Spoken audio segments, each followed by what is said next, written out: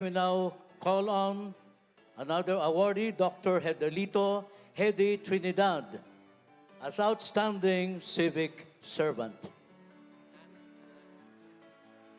To confer the award is our beloved Chief Public Attorney, Dr. Persida V.Rueda-Acosta, DSD. And we shall now hear the message of Dr. Hedelito Hedi Trinidad.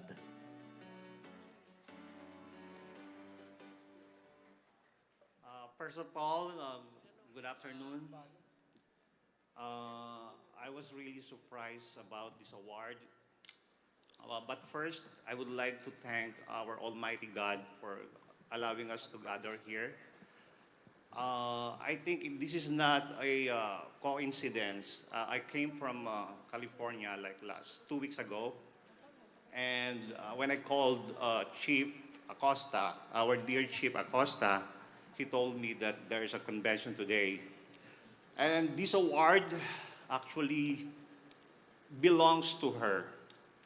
I have my second life because of our dear Chief Acosta.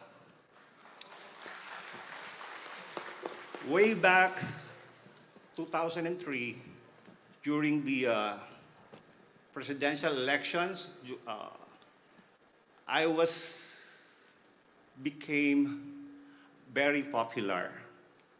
They put me as a number 4 most wanted person, like around the world, in the Philippines. They put a reward on my head, and I was surprised. I was televised.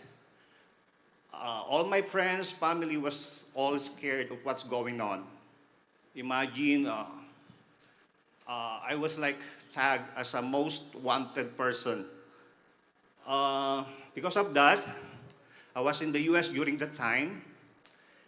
And after a year, I got arrested by the FBI saying that Philippine government wants me. And I was telling them, you got the wrong guy.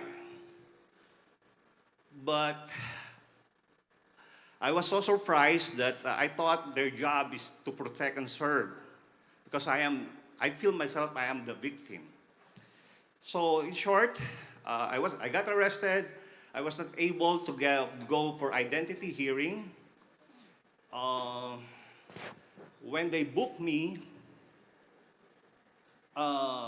even the FBI, after 30 days, they find out that it is not my fingerprint. The Philippine government sent to the US is not my fingerprint. But the FBI said the Philippine government corrected the matter, and they sent my NBA clearance. So my case is, they need me to be extradited here in the Philippines because there is a treaty. So during the time, I was detained for almost 5 years, and all along, I fight my case for my extradition.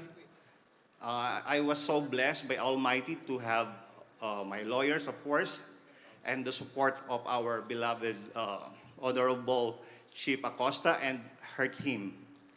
My lawyer from the US came back here to the Philippines to investigate, and she coordinated with our chief. And they're saying that I have a very decent case of winning the case. Even though after 5 years, I won the case in the US, so they don't accept that I should be released. So my lawyer told them that I should be released and put on house arrest and put an ankle bracelet, even though I won my case for extradition. Of course, that one is also the help of our beloved chief.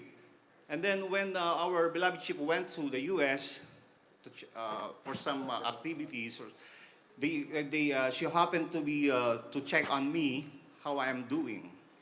And I told her I am still on house arrest with my ankle bracelet on, doing my business just to make a living and support my family. For almost a decade, I lost my my business. My financial status is totally devastated. My children are growing. I have 4 kids in the Philippines. Seeing my page posted everywhere as a most wanted person. So 2013, I believe it's 2013, they came to the U.S., the group of POW go to the U.S. and talk to me, and then they have a chance to tell me, hey, we have to bring you back to Philippines, and then we will clear your name. But they decided not to bring me back because they are scared of what's going to happen to me, and they clear me. I got totally freed. They dismissed the case, whatever case they are trying to accuse me, and I got my freedom. So I were able to serve again the community. I own a couple of businesses right now, which I am so thankful to God that because of this second life, which I owe to our POW, this award really, I offer it to you guys. You are the one who deserving this, but because I was able to serve my community, so I really appreciate. So for me, what I learned, in everything we do, we should put God first. He will really give us wisdom on how to handle life. And whatever happened, I am so proud because what I'm right now, what I'm here right now, I am so blessed to be a close friend of our dear chief. Thank you. So many revelations. Now we know from our awardees, Deputy City Prosecutor, Attorney Irene Resurrection Medrano, and Doctors Anthony Silachon,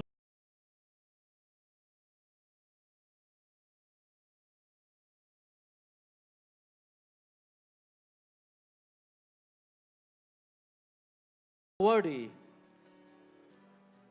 the Honorable Maria Josefina Tanya Joy Belmonte.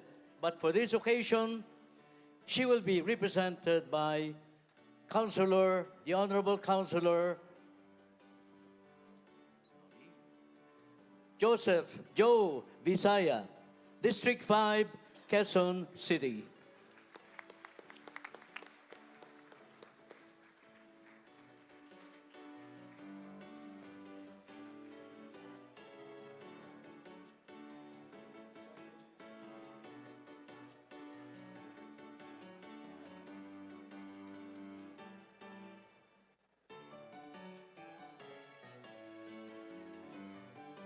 The award was conferred by our Chief Public Attorney, Persida V.Rueda-Acosta. And now for his acceptance speech on behalf of the good mayor of Quezon City. In behalf of Mayor Joy Belmonte of Quezon City, she can't make it tonight. She'll be receiving an award as well for the COVID response of Quezon City. She's in Spain right now, actually. So in behalf of Mayor Joy Belmonte, good evening. The Chief Public Attorney, Dr. Persida V.Rueda-Acosta, the Deputy Chief Public Attorney, Silvestre Mosing, and Annalisa Soriano. A pleasant evening to all distinguished guests and honorable officers of the Public Attorney's Office. This recognition truly humbles me as it comes from an institution that I deeply respect. I have always considered POW as one of the beacons of hope for millions of our underprivileged citizens and the leading stronghold for upholding justice and the rule of law in our country. Thank you for this kind acknowledgement and recognition of what we do in Quezon City. Your recognition gives me the sense that we share this mission to always take the side of the little people in their uphill battle to carve out justice in every corner of our archipelago. Every single day, we strive to enflesh the equivalent of giving more in law to those who have less in life. Our shared mission has brought us on this same path to walk this long and steep road of finding justice in our time. In fact, according to the United Nations Economic and Social Commission for Asia and the Pacific, The rule of law is one non-negotiables, good governance. It is the rock upon which we build all our plans, programs, and services. In our pursuit of good governance, we are not looking to treat everyone equally. We keep an eye out and always extend a compassionate arm to the marginalized sectors. We meet them where they need us most. We re-engineer our programs and services with equity, inclusivity, and accessibility, but always grounded on the laws and legal processes. We look up to you and your example in the Public Attorney's Office as some of the most fierce and fiery advocate of social justice. You continue to remind us of our moral and legal duty as public officials in a democratic society where the ideals of social justice, human rights, and rule of law remains a work in progress. As stewards of good governance, we know our place and we take our responsibility to heart. Like you, we only stand out because we stand in a solidarity with the poorest among our citizens. We measure success through the pace of prosperity in the poorest of our communities. What you see in our work reflects the values in what hold you deep. The dedication and service of our public attorneys will remain the gold standard in the performance of this constitutional responsibility to ensure that no one shall be denied access to justice by reason of poverty. Without you, indigent litigants will not be seen, heard, and defended. May justice flow freely from the work of your hands. Thank you for your selfless service, public attorneys. From one steward of social justice to another, I accept this award with a humble and grateful heart. Maraming salamat po, Quezon City Mayor Joy Belmonte.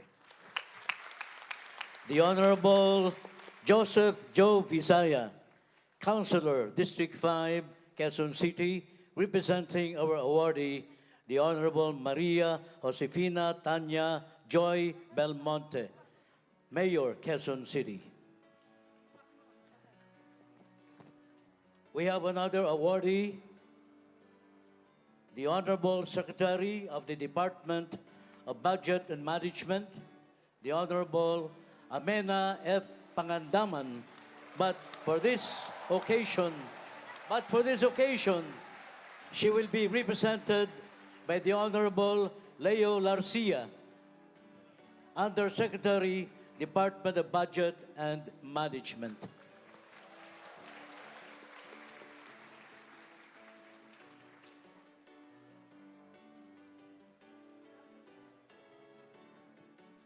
Conferring the award is our Chief Public Attorney, Dr. Persida V.Rueda-Acosta, DSD.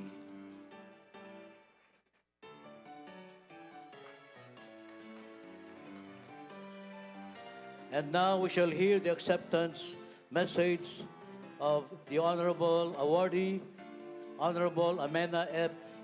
Pangandaman, through the Honorable Undersecretary, Honorable Leo Garcia. Hello. Mayong gabi. Good evening, Chief Public Attorney Persida Rueda-Acosta. Ma'am. Good evening, distinguished guests and fellow public servants. It is a great honor and pleasure to represent the Good Secretary this evening and address an esteemed government institution such as the Public Attorney's Office. I am Attorney Leo Angelo M. Larcia, and on behalf of the Department of Budget and Management, Secretary Amena F. Pangandaman, I humbly accept this award for Outstanding Public Servant. Secretary Pangandaman has always emphasized the importance of PAO, of keeping PAO alive and well-oiled. The Secretary recognizes the efforts of our public attorneys as defenders of the poor and the marginalized Filipinos by giving them a chance in the courts of law. For decades, PAO has pursued its mandate of serving the people, especially the underprivileged and the oppressed, thus giving flesh to the constitutional guarantee of free access to courts, due process, and equal protection of the laws. It is worth mentioning that PAO has obtained excellent grades from the Budget Department in recent years. For one of the total 2,427 public attorney positions, 97 of which are filled. For each public legal assistance program, PAO's actual performance exceeded the target for percentage of cases that were favorably disposed of. The DBM recognizes this victory, which is why, despite the limited fiscal space in the proposed 2023 national budget, the DBM has allocated PAO a total budget of 5.2403 billion. This is 298 million higher than the PAO's budget level under the 2022 General Appropriations Act. This is just but a small contribution of the government to support our public attorneys in their duty to provide representation to the indigents. So on behalf of the DBM, I congratulate the men and women of PAO for successfully holding this event. May you remain steadfast in your profession to defend the defenseless and help build a better and brighter justice system. Maraming salamat o padayon. Once again, congratulations and our many thanks to our awardees, Deputy City Prosecutor Irene Resurrection Medrano of the Quezon City Prosecutor's Office, our health advocate,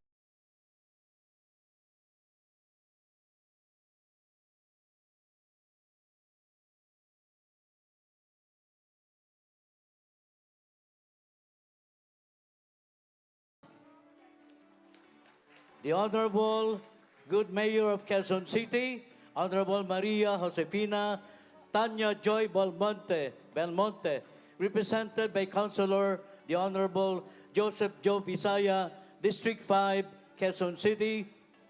And the last but not the least awardee, the Honorable Secretary of the Department of Budget and Management, Amena F. Pangandaman, represented by the Honorable Leo Larcia, Undersecretary, Department of Budget and Management. And now at this juncture, my dear public attorneys, we will proceed with our MCLE lecture.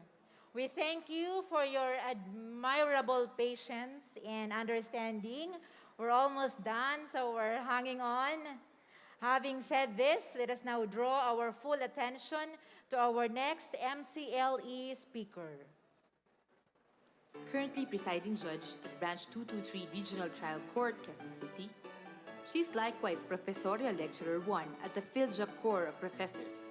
Fairly recent action of this courageous judge was when she issued a writ of preliminary injunction on July 31, 2019, at the height of the pandemic, in stopping the implementation of the MMDA's provincial bus ban. This gave hope to the drivers and operators of the buses affected. To give us lecture on arbitration, let us all welcome the Honorable Judge Caridad M. Walce Lotero, Regional Trial Court, Quezon City. Good evening. I'm confused. I don't know if I'm in a concert or a hospital. Okay, so actually my lecture is ADR. And part of that is arbitration.